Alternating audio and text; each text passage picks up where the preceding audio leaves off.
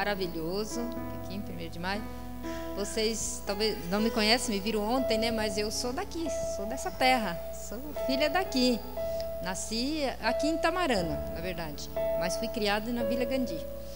Então, né? E meu esposo é aqui de 1º de Maio mesmo. Nasceu aqui, viveu aqui até os 13 anos. Depois eu, com 13 anos também, a gente foi para São Paulo. E lá estamos até hoje. Por enquanto, né? Por enquanto, porque meu esposo está assim, brotou, né? Aquela raiz de nascença, né? De convivência daqui, e a vontade é grande. Mas por enquanto, nós temos aí o neto, né? Que vocês conheceram ontem aqui, meu esposo estava aqui com ele. Ele brincou tanto hoje que eu falei: olha, vai dormir no banco da igreja. A gente foi ao rio, né? Lá ele brincou bastante na água. Então a gente preferiu deixar ele descansar mais um pouquinho. Mas eu já vim nessa igreja. Não é na época de vocês, porque na época eu tinha acho que 12 anos de idade quando eu vim. Eu não sei se era o mesmo local. Era uma igrejinha de madeira. É o mesmo lugar, né? Era ali. Ah, tá. Eu não me recordo do local. Eu lembro que eu vim ali. Ah, tá. A gente frequentava a igreja de Bela Vista do Paraíso, porque a gente morava na vila, mas a gente tinha parentes, amizades. Quando minha mãe foi para a igreja, a gente era tudo criança, então a gente começou a frequentar lá.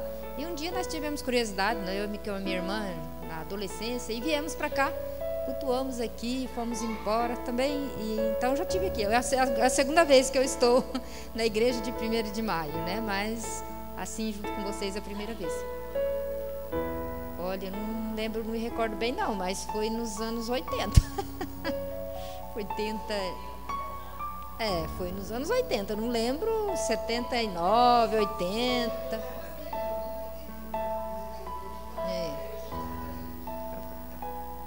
Mais ou menos nesses anos aí. Estava aqui, né? Então, era diferente a rodoviária, a cidade.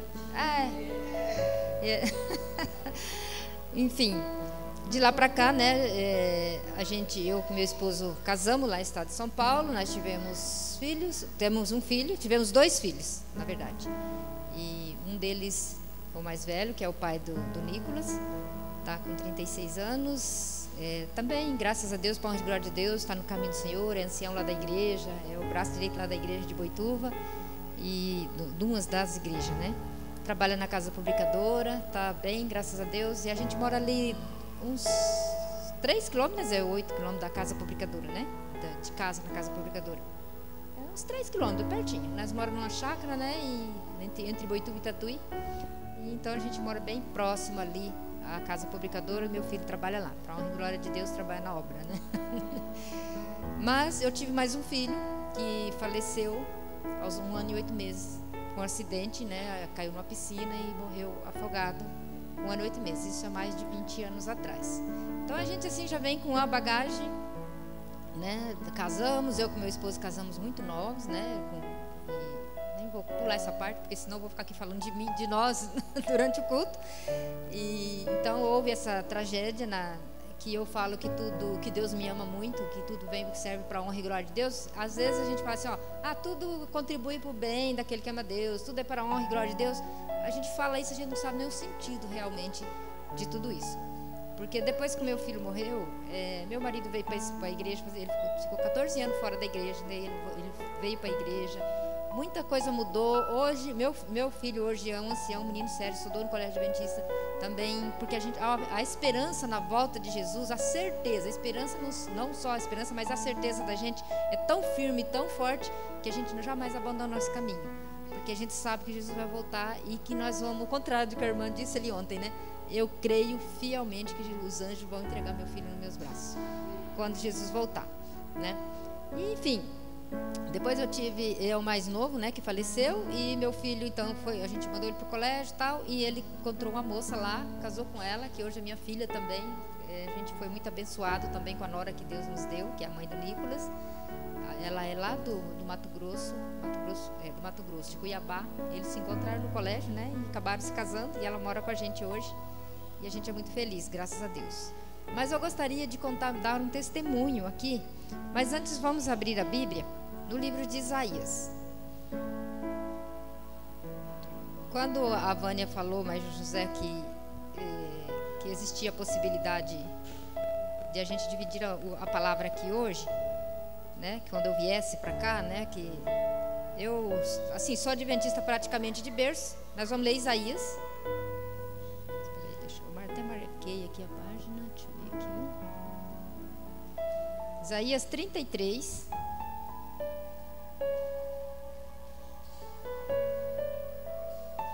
No versinho 2, né? E quando o Zé mais a Vânia falou que eu poderia vir, que existia possibilidade, eu comecei a preparar sermões. Eu prego, eu digo que eu sou uma obreira bíblica, porque eu trabalhei na missão por 8 anos, eu morei no Mato Grosso do Sul, e lá meu trabalho era fazer estudo bíblico, dar estudo bíblico e levar as pessoas aos pés de Cristo. E sempre preguei, sempre tive, Deus me abençoou com este dom.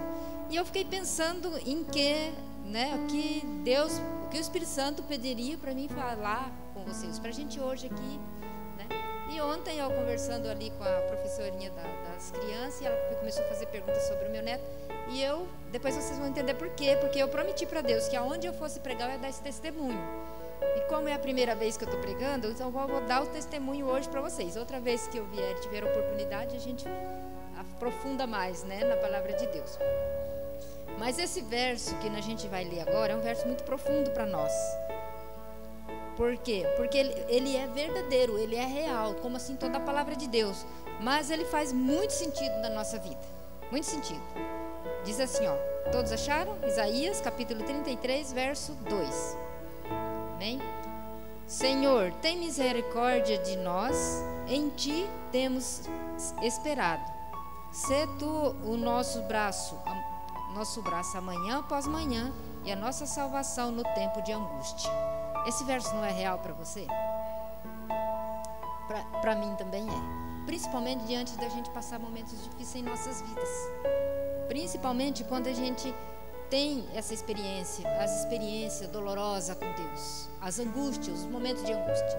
Eu não sei qual foi o momento de angústia de vocês ou se ainda está por vir. Eu só sei que todos nós, não sei se eu já passei o meu também, porque nós todos passaremos pelo vale de Jaboque, onde Jacó lutou com o anjo, no momento de angústia. A Bíblia fala que que no fim dos tempos teremos um momento de angústia como Jacó naquela noite.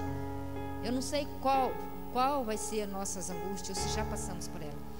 Todos nós um dia vamos ter que passar pelo Getsemane, como Jesus Cristo passou, naquele momento de angústia, naquele momento de entrega, da necessidade de Deus. Um dia nós, talvez não passaremos, mas se preciso for para nós estarmos no céu, passaremos. Por isso que eu falo que esse verso ele é muito real para mim e creio que para cada um de nós. Porque só em Deus existe a misericórdia. Nele está o perdão. E nele está a força para o nosso momento de angústia. Depois de nós lermos esse verso, eu vou pedir para o irmão, esqueci o nome dele, Silvio, se não me engano. Silvio. Deu certo aí? Jogar algumas. Falei assim, olha, é difícil, porque para quem tem um neto com mais de 3.000 fotos, é difícil você escolher fotos para pôr. Mas eu pedi para ele, puxa aí. Vocês estão conseguindo enxergar aquele bebê? Isso, ficou melhor ainda. Olha, esse aí era o Nicolas, quando nasceu. Por isso que eu achei importante dar o testemunho, porque ontem várias pessoas me perguntou, né? E aí eu falei para Deus, falou assim, olha, tá vendo? Você não... Aí eu me lembrei, falei, poxa vida, eu falei que eu ia dar o testemunho aonde fosse que eu pregasse, eu estava ali com outros irmãos pronto, e como fizeram minhas perguntas, o Espírito Santo fez eu me lembrar. Mas esse aí era o Nicolas com 10 dias de nascido. O Nicolas nasceu com a síndrome que dentro de 1.000 crianças, uma nasce. Ele nasceu com lábios leporinos, vocês vê ali que ele não tinha os lábios e não tinha pálpebra do olho direito, era aberto, era exposto o olho. Porém, o olho esquerdo ele não tem visão nenhuma. Até hoje ele não enxerga do esquerdo, não, ele só enxerga do direito. E ele tem um pouquinho de estrabismo no direito ainda. Então, não sei se é porque ele força, né, por um olho só, ele está ficando com um pouquinho de estrabismo. E esse menino nasceu lá em Cacilândia, Mato Grosso do Sul, uma cidadezinha igual 1º de maio. Eu já falo para a Vânia assim, ó, eu desço aqui na sua casa, parece que eu estou descendo na casa de Cacilândia. É igualzinho, os quintal, a forma, é igual. Ele nasceu lá. E lá não tinha recurso, não tem, até hoje não tem os recursos que o Nicolas precisava. Então, quando ele nasceu, a médica falou assim para o meu filho: o seu filho, eu dou 5 dias de vida para ele. E devido ao trauma que o meu filho já tinha de ter perdido o irmão, que quando o irmão morreu na piscina, ele tinha 8 anos de idade, e ele nunca mais pegou em criança, ele nunca mais chegou perto de criança.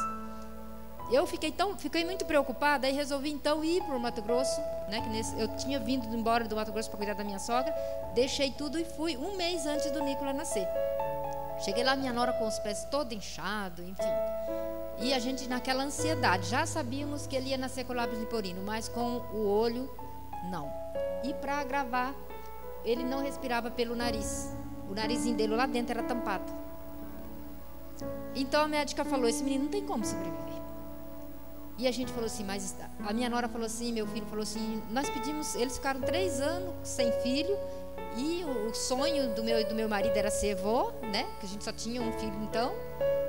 E esse era um filho muito desejado. E nós pensamos, vamos entregar na mão de Deus. E a igreja toda orando, todo mundo orando, né? Enfim, veio embora para casa em 3 dias do hospital, e a médica falou assim: se você puder, corra com esse menino daqui para a capital. Capital, Campo Grande. Cacilândia, para Campo Grande, 500 quilômetros. Sol lá, só 40 graus, né? Então você imagina, minha nora com 5 dias de parto, de cesárea, uma criança nesse estado, com recém-nascido, e a gente pegar uma ambulância e um carro e partir para Campo Grande em estado de urgência. A gente parou com a ambulância 2 vezes no meio do caminho, porque foi eu e uma enfermeira e uma irmã da igreja acompanhando atrás junto com o motorista. Quando a enfermeira viu ele ter as dificuldades para respirar, ela parou e falou: o que eu faço? A enfermeira que foi para acompanhar a gente. Ela falou: o que eu faço? Eu nunca deparei com uma situação dessa, não sei porque que eles me mandaram. Aí aqui a avó, né, com oração. Então o médico ensinou a gente a fazer o quê? Porque ele respirava, por ele ser recém-nascido, ele não tinha, a saliva dele secava. Então ele encostava a linguinha no céu da boca e tampava, então ele não respirava. Aí ele começava a ficar roxo, porque ele não respirava pelo nariz. Mas os médicos ainda não tinham descobrido que ele não respirava pelo nariz. Então o que a gente fazia? O médico falou assim: você aperta o peitinho bem molinho do pé dele, se aperta que ele chora. Aí ele leva aquele susto, ele desgruda a língua do céu da boca e respira. Então a gente vivia apertando o pé do menino. Já não falei, vai quebrar o pé do menino de tanto apertar, porque toda hora que ele colava lá, principalmente quando dormia, porque ele dormia e ressecava, né? E para alimentar, a gente pegava uma chuquinha e diminuiu, olha lá, a chuquinha na mão do meu filho. A gente colocava e contava 1, 2, 3, 4, 5 e tirava. E ele fazia mais voava leite para fora do que ele engolia. Então ele tinha que respirar e alimentar pela boca, que era pequenininha, ainda bem pequenininho o canal da garganta dele até hoje, porque se você pôr um pouquinho mais de comida ele não consegue engolir. Então ele tinha essa dificuldade, e por isso que a médica falou que ele não sobreviveria, porque como que ele ia se alimentar? Enfim, o pior não foi chegar em Campo Grande, a gente foi com a dificuldade, chegamos em Campo Grande. O pior foi deparar que em Campo Grande não tinha solução para o quarto dele. Aí a gente ficou 10 dias andando de carro para baixo e para cima dentro de Campo Grande, com aquele calor, com a minha nora com a barriga cortada, e esse menino, eu atrás no banco de trás, apertando o pé desse menino para poder ele respirar, e de um médico no outro, de um médico no outro, numa clínica da outra e do outro. E aí o oftalmo deu o diagnóstico que tinha que fazer a cirurgia do olho urgente, senão eu ia perder aquela vista. Olha, quanto mais a gente procurava saída, pior ficava. Aí tinha que fazer aquele exame do otorrino, né, que coloca aquele caninho, mas o narizinho dele era tão miudinho que não tinha um aparelho que pudesse fazer. Então fomos procurar um lugar para poder achar, que foi em Paranaíba, que era mais perto de Cacilândia do que Campo Grande. Enfim, a gente fez, não vou contar todos os detalhes, senão vou ficar aqui até meia-noite contando para vocês, né? E então a gente voltou com ele para Cacilândia, sem solução, sem nenhuma solução. Voltamos com ele para Cacilândia depois de 10 dias de rodar Campo Grande, sem nenhuma solução, só com a fé em Deus. Então a gente corre para onde? Nas horas de angústia. Para Deus. E um dia esse menino, na hora do pôr do sol, a gente fazia oração com o olho aberto. Todo mundo lá e eu com o olho aberto, porque eu não tirava. E a gente não dormia, era 24 horas olhando para ele. Então a gente revezava. Eu ficava uma parte, meu filho a outra, porque a minha nora entrou em estado de choque, estava em depressão pós-parto. Então a gente revezava. Meu filho, quando um dormia, o outro ficava olhando. Por quê? Porque quando ele prendia e parava de respirar, a gente tinha que socorrer. Então a gente não podia dormir. E ficamos com ele assim. E um dia eu, na hora do pôr do sol, fazendo oração, e eu com ele no colo, com o olho aberto, olhando para ele. E ele começou a ter a crise. E eu apertei o pezinho dele, ele voltou a chorar. E o meu filho pegou minha nora depois do pôr do sol e foi dar uma volta, porque para ela distrair um pouco. E eu fiquei sozinha com ele. E eu dobrei o joelho, pus ele em cima da cama, dobrei o joelho e comecei a orar, a clamar a Deus. Falei, Senhor, o que a gente vai fazer, Senhor? E ele é saudável, ele não tem doença. Graças a Deus. Era só o defeito físico mesmo. Não tinha problema com coração, pulmão, tudo normal. E falou no meu ouvido assim, ó, cotonete. Sabe, quando você está no meio da oração, ouve o cotonete? E eu parei a oração, fiquei de joelho ali, segurando na mãozinha dele, de joelho, e ouvindo a voz, cotonete. Abri o olho, nós não estávamos em casa, ainda estávamos em Campo Grande.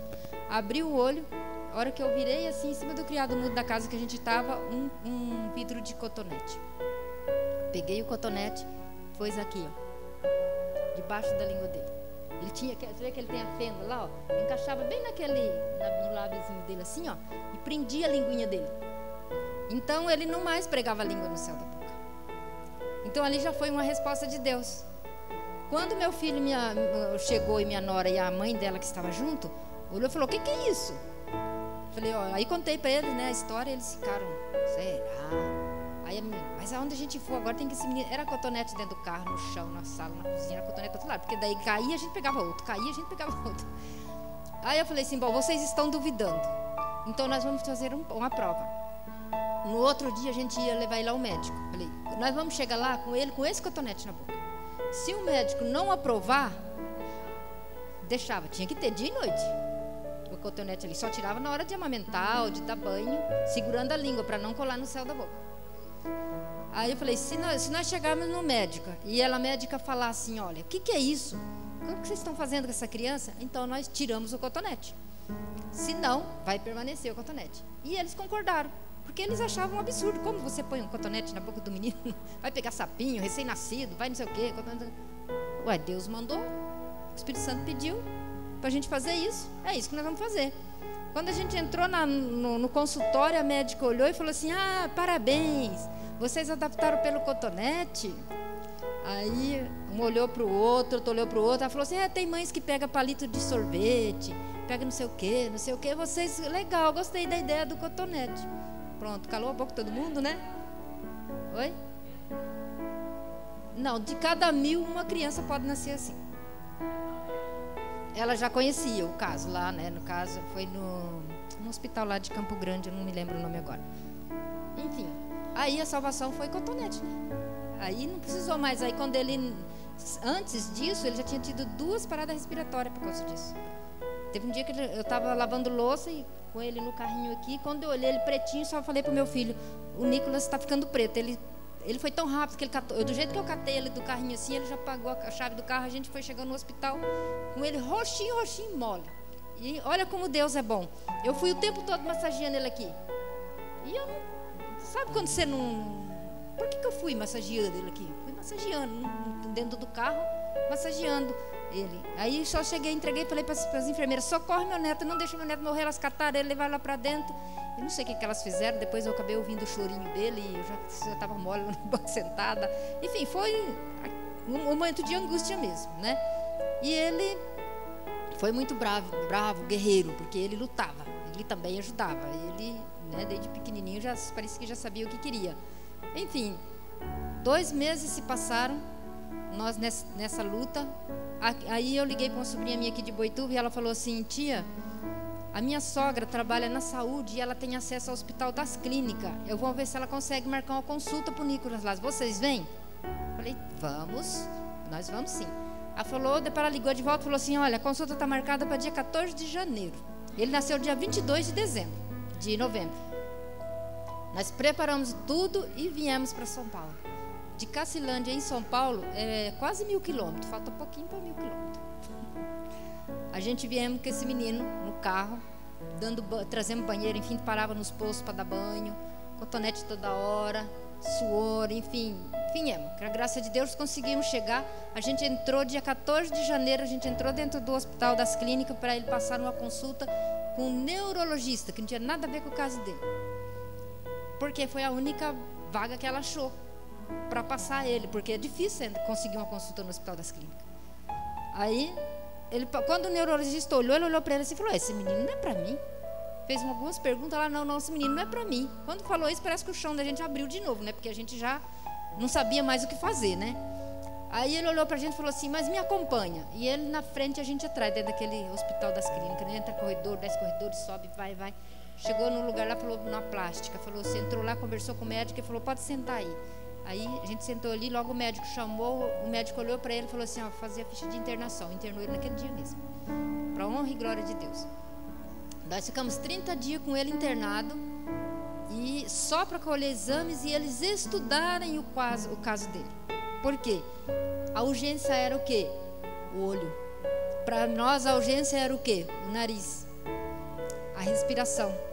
Só que aí começou a briga entre a plástica do olho e o otorrino.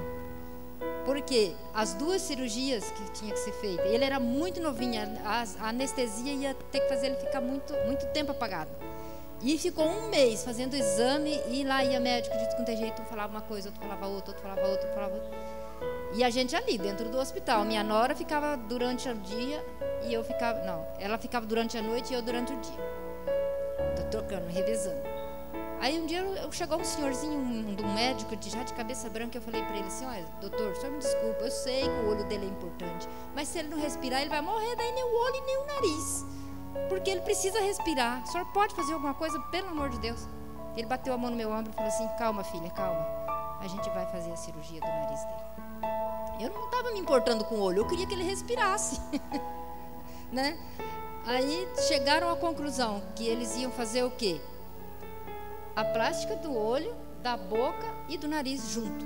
As 3 cirurgias. Ele teria que fazer a primeira cirurgia depois dos 3 meses, que era corrigir o lábio. E ele estava com 2 meses e ia passar por 3 cirurgias. Aí a gente, enfim, foi para a sala de cirurgia, graças a Deus, voltou bonitinho. Pode passar outra foto, moça? Pode passar outra foto. Não deu, eu não pude. Ali, ó, ali quando você vê que ele já, ali ele está com 3 meses. Não parece a mesma criança, viu? Ali ele está com 3 meses. Mas se você puxar um pouquinho só a foto, vê que ele está com uns caninhos no nariz. Olha lá. Dá para ver? Agora era outra luta. Olha lá. Agora era outra luta. Por quê? Ele ficou 3 meses com esse caninho no nariz.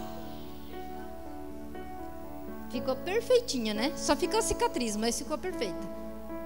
Ele passou a respirar melhor e também, olha lá, ó, ele começou a usar tráqueo. E aí que é outra luta, irmãs. Porque ele já não respirava mais pelo nariz, respirava pela tráqueo. Tudo bem, a gente ficou feliz, achou o meio, uma solução, né?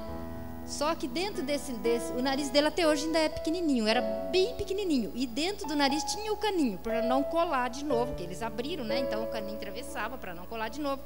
A gente tinha que pegar com uma agulha e uma seringa e de 3 em 3 horas lavar aquele caninho. As coisas só iam complicando. E nós ficamos no hospital, entre esse período todo, 6 meses. Porque tinha que fazer esse processo e a tráqueo que ele colocou, a gente não sabia, a gente achou que era uma solução boa e realmente foi. Ele ficou 2 anos e meio de tráqueo. Só que tinha um porém, essa tráqueo entupia. E quando essa tráqueo entupia, a gente voltava a estaca zero, porque você tinha que desentupir. E teve uma noite que eu fiquei com ele, e eu não tinha noção disso. Ali, os enfermeiros cuidando, tal. Um dia eu estava com ele, 4 horas da manhã. Eu acendi a luz e ele estava pretinho, molhadinho de suor, como um morto em cima da cama. E eu gritei a enfermeira, e ela veio, ela ainda falava assim, falei, ai, essa avó não dá sossego, fica com esse neto o tempo todo olhando para esse neto, e brava, sabe? Quando ela viu, ela chegou, foi entrando um monte de médico dentro. E eu, Nicolas, com ele no colo, e os médicos olhavam e faziam põe máscara. Enfim, fizeram um monte de coisa e colocava aquele aparelhinho, olhava para o outro e fazia assim. Não tem o que fazer. O outro olhava, nada. O outro olhava e tentava aspirar. Aí eu deixei ele lá com os médicos, nem me lembro quantos médicos tinha. Sei que encheu o quarto de gente. E fui para o banheiro, ajoelhei e entreguei ele para Deus. Falei, Senhor, o Senhor nos deu. Nós já tivemos nós já passamos por isso uma vez. O que eu vou dizer para o meu filho de novo? O que eu vou dizer para minha nora? E o que eu vou dizer para o meu marido, que então estava em São Paulo, né? E o que eu vou dizer para eles? Se o Senhor levar esse menino agora, então eu entrego em tuas mãos, seja feita a tua vontade. E fiquei andando no corredor do hospital. Levantei da oração e fiquei andando no corredor do hospital e deixei os médicos lá. Falei, a hora que eu sair de lá, não sei que resposta eles vão me dar, mas entreguei para Deus. Entreguei para Deus. E de repente saiu um médico, saiu uma enfermeira, e entrava outro, e vinha outro, porque lá tem amarelo, verde, vermelho, cada médico ali é vestido de uma cor, e tem a plástica, e tem não sei quem, foi vindo o médico não sei de onde. Aí veio uma médica de roupa branca e falou assim, ô vó, pode ir lá ficar com o seu neto. Eu cheguei lá, ele estava pálido, molhadinho de suor, mas respirando. Ela falou, ele está muito cansado, ele passou por um momento muito difícil, então deixa ele descansar. Aí vocês acham que eu dormi mais, né, depois daquele dia, né? Ficava ali olhando para ele. Porque daí a médica veio explicar. Ela falou assim, sabe o que aconteceu? Deu rolha. Eu falei, como assim deu rolha? Ela falou, porque tudo que a gente faz, tudo isso que você engole sem perceber.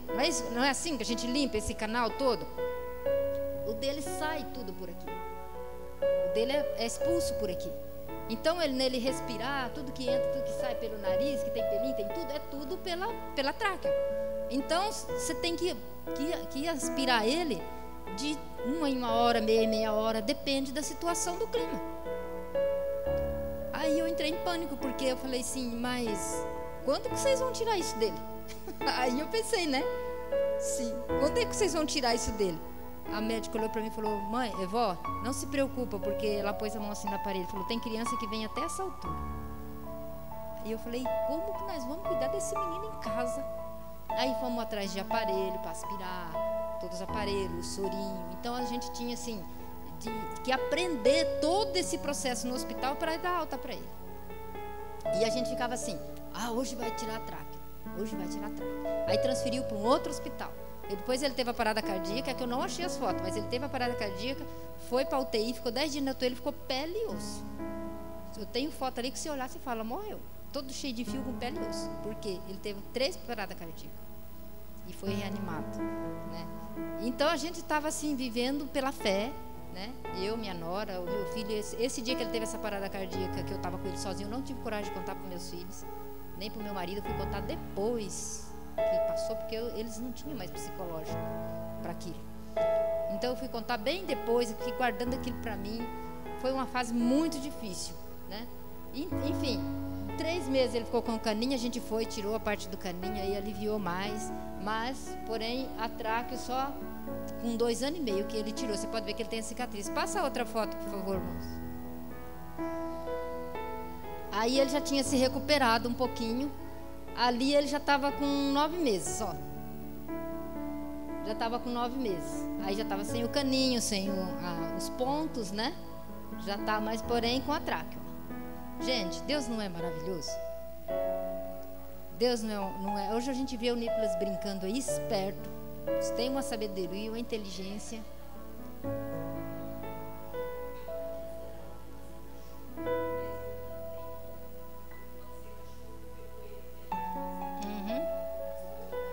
Sim. Ele percebe.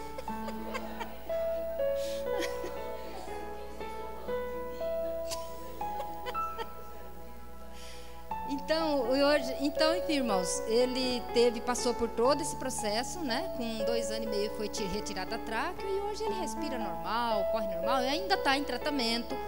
Ele ainda tem que passar por mais cirurgia para corrigir essa plástica, né? Depois veio a pandemia, foi adiado, e agora ele teve que fazer uma drenagem nesse olho. Por isso que você vê que está meio escuro aqui, assim, né? Não estava, aqui na foto não estava, porque infeccionou, deu uma infecção muito forte no olho dele uns 4 meses atrás, E ele voltou lá para o hospital, ficou lá 15 dias internado, e o antibiótico não combatia, e já estava pronto de ir para o cérebro, a infecção. Aí eles fizeram uma drenagem na infecção e entraram com mais antibiótico para poder, no olho que ele enxerga. O que ele não enxerga, ele não tem nada. É no que ele enxerga. Um vazamento, né? Então ele usa um colírio todos os dias para lubrificar esse olho. A gente tem o maior cuidado. Por isso a gente cuida muito dele, de medo de machucar esse olho, enfim, né? Mas eu queria dar o testemunho aqui, irmãos, de que nas horas de angústia, Deus acudiu.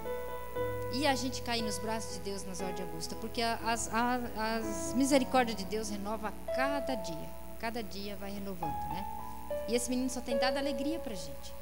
É uma benção. Agora vai para a escola. A gente está pedindo e peço já em oração para os irmãos, porque em fim de janeiro ele vai para começar a ir para a escolinha.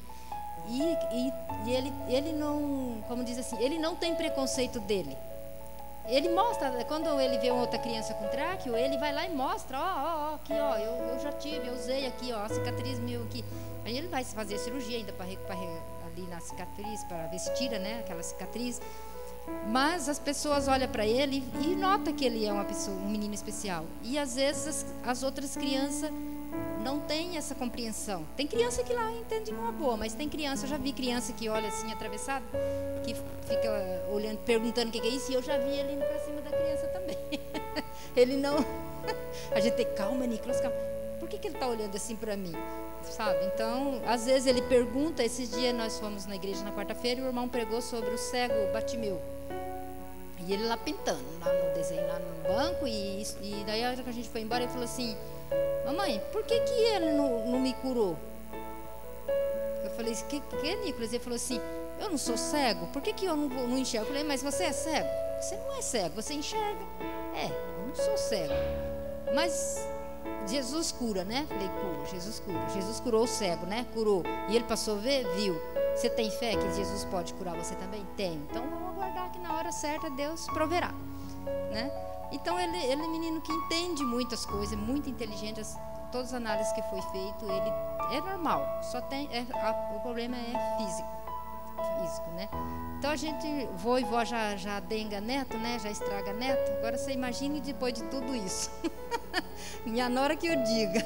Ela nem queria deixar ele vir. Ela falou: olha, quando o Nicolas voltar, ele vai estar cheio de defeito, porque vocês vivem. O meu marido, se ele falar, vô, enfim, na Vânia o Zé vê lá, né? O que quiser, o que ele providencia, o que ele faz é por esse menino. Então, assim, às vezes atrapalha, que a gente vinha conversando no caminho, né? Tem coisas que a gente precisa privar até pela própria saúde dele, por ele ter um olho só. Por exemplo, ele gosta muito de ver celular, e aí ele fica com o celular muito próximo. E aí a gente tem que cortar, não é bom. E o meu marido fica: deixa o menino, já sofreu demais, deixa o menino fazer o que ele quer. E não é bem assim, né? A gente sabe que não é, e ele é uma criança normal. Ele não é mais um coitadinho. Ele é uma criança até esperta demais, né? Para honra e glória de Deus. Não tem. Foi feito agora, por último exame, foi feito uma análise. Ele tomou até uma anestesia para ele ver se tinha claridade no fundo do olho, para ver se compensava mexer nesse olho. Mas não, ele falou: não compensa, o risco é maior do que... É melhor não mexer, porque ele corre até risco de vida se a gente for mexer. E não vai ser pode ser que não dê certo. Não é certo, né? Então a gente optou por deixar assim mesmo, né? E com o tempo, quem sabe, existe transplante de olho, existe tanta outra forma, e Deus sabe. Deus sabe, Deus ouve, Deus vê. E o quanto Deus tem nos usado esse menino para conosco em casa e na igreja também.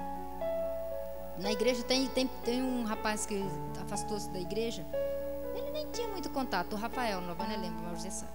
E esse dia o Rafael chegou lá na igreja e ele parou e olhou assim e falou: tio, por que você deixou de vir na igreja?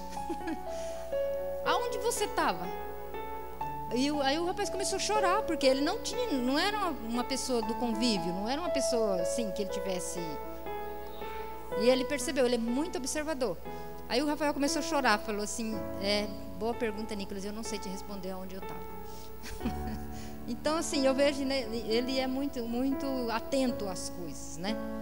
Mas, enfim, irmãos, eu queria falar para vocês que Deus tem me carregado no colo, tem sustentado a minha família. Se Deus nos deu, Ele nos capacita, né? Ele capacita a gente. E depois disso eu ainda cuidei da minha sogra. Minha sogra ficou acamada 2 anos. Que quando o Nicolas tirou a tráqueo, a minha sogra colocou a sonda para alimentar pelo nariz. O Nicolas saiu da fralda, minha sogra entrou na fralda. E, enfim, aí o Nicolas começou a andar, a minha sogra travou em cima da cama. E a gente parou de cuidar do Nicolas e foi cuidar da minha sogra, que ela faleceu agora dia 29 de janeiro. Ficou 2 anos ela acamada e a gente cuidando dela, né? Então foi assim, foi uma troca, né? Tirou um fardo, mas Deus nos sustenta, tem nos sustentado. E eu peço aos irmãos, orem por mim, por nós ainda, porque nós ainda temos essa luta com o Nicolas. Nesse período também meu filho teve um apêndice que quase estourou, fez a cirurgia, na hora que cortou ela estourou. Graças a Deus ele se recuperou. Enfim, é luta em cima de luta. Mas essa é a nossa vida, né, irmão? Enquanto nós vivemos nesse mundo, né? Enquanto nós estivermos aqui. E quanto mais nós passamos por um momento de angústia, mais próximo nós aproximamos de Jesus e de Cristo. E eu falo que Deus me ama. Muito, muito, muito, muito. Eu não tenho nem um pouquinho de dúvida do amor de Deus por mim. Além de Jesus ter morrido na cruz por mim, que todos nós conhecemos o verso, não precisamos nem pegar na Bíblia, né? Porque Deus, de tal maneira que Deus seu para todo que nele crê. E se nós, a vida eterna já é nossa. Temos a vida eterna. Não precisa de eu passar por esse sofrimento para Deus me dar a vida eterna. A vida eterna já é minha. Eu preciso passar por esse sofrimento para mim não jogar fora a vida eterna. Para eu permanecer firme, para eu continuar com fé. Imagine que nada disso tivesse acontecido na minha vida. Será que eu estaria na igreja? Meu esposo teria vindo para a igreja? Porque 2 anos depois que meu filho faleceu, que ele veio para a igreja. Tudo tem um porquê. Eu falo assim, ó, tudo tem um porquê. E Deus responde às vezes agora ou no milênio. Eu tenho certeza que... Por isso que nós vamos ter milênio, né? Durante 1000 anos Deus vai estar explicando. Oh, Deus precisa dar alguma explicação para nós. Só o fato de nós estarmos no céu já não precisa mais nada. Mas Deus ainda vai dar explicação para nós dos porquês de todas as coisas. Deus é maravilhoso o tempo todo, né? Todo o tempo todo Deus é bom. Mas enfim, se vocês não me brecar aí, que horas são, José? Das 8 às 9? Como que é que funciona aqui? É? Ixi, eu pensei que eu estava na metade do tempo. Acho que eu passei. Olha lá, tem outra foto dele já mais grandinho, né? Acho que foi essas fotos. Tem mais algum aí, irmão? Não, né? Não, né? É que eu não falei, se eu for escolher as fotos aqui que eu quero, vai ficar lá só vendo foto, né? Porque tem dele de todas as formas. Mas vamos ver mais um texto bíblico. Nós já falamos aqui de Isaías, lá em João 14, todo mundo conhece também, não? Não se turbe o vosso coração. No meu Pai há muitas moradas, né? Então, nós temos essa esperança também. Quem falou essas palavras? Foi o próprio Jesus. E ele falou para nós. Mas eu falo para vocês assim, você estava lá quando Jesus morreu? Não. Alguém viu Jesus morrendo? Conheceu Jesus e pode provar para você? Você conhece alguém do antepassado, seus avós, bisavô, que falou assim, não, eu vi, é verdade. Então por que você acredita que Jesus realmente morreu na cruz por você? Pela fé na nossa vida. Automaticamente a gente sabe que existe um Deus, uma força maior. Nós sabemos, né? Mas eu vou falar uma coisa para vocês. Tem alguém aqui que sabe, que esteve lá. E Ele nos acompanha todos os dias. E nós devemos clamar por Ele todos os dias para que Ele enche o nosso coração e transborda o Espírito Santo. Ele esteve lá. E Jesus mandou, falou, eu te mando um outro Consolador. Um outro quer dizer que a continuidade dele. Porque para mandar outro, se eu saio daqui e outra pessoa, se eu não consigo mais falar, vem alguém aqui para continuar aquilo que eu estou falando. Jesus subiu ao céu e enviou o Espírito Santo para continuar consolando, um consolador, para consolar nós nesses momentos difíceis. Então nós temos sim testemunho de que Jesus morreu na cruz por nós, e quem nos convence disso é o Espírito Santo. Então nós não devemos duvidar, porque senão pelo Espírito Santo, por exemplo, a palavra de Deus foi escrita pelo homens de Deus, inspirado pelo Espírito Santo. Eu e você confiamos na palavra de Deus, estamos aqui lendo e confiamos e viemos a esse santo e bom lugar, porque nós confiamos que o Espírito Santo de Deus está entre nós. Eu não conseguia nem adentrar aquela porta dentro para falar com vocês se não fosse o poder do Espírito Santo na minha vida. E que seja na vida de vocês, que fique esse meu recadinho aqui na vida de vocês. O Espírito Santo de Deus continue na vida de vocês. Cada momento que eu passei, cada dificuldade que a gente passou, eu creio que vocês também conhecem ou até mesmo passou por momentos difíceis. Nessas horas, Deus nos sustenta. E enquanto nós vivemos nesse mundo de angústia, é Deus que nos sustenta. E hoje, mais do que nunca, nós temos que clamar pelo poder do Espírito Santo. Porque virão tempos, nós estamos vivendo tempos difíceis, como diz Timóteo, mas virá tempos mais difíceis ainda. E aí, muito obrigado pela oportunidade.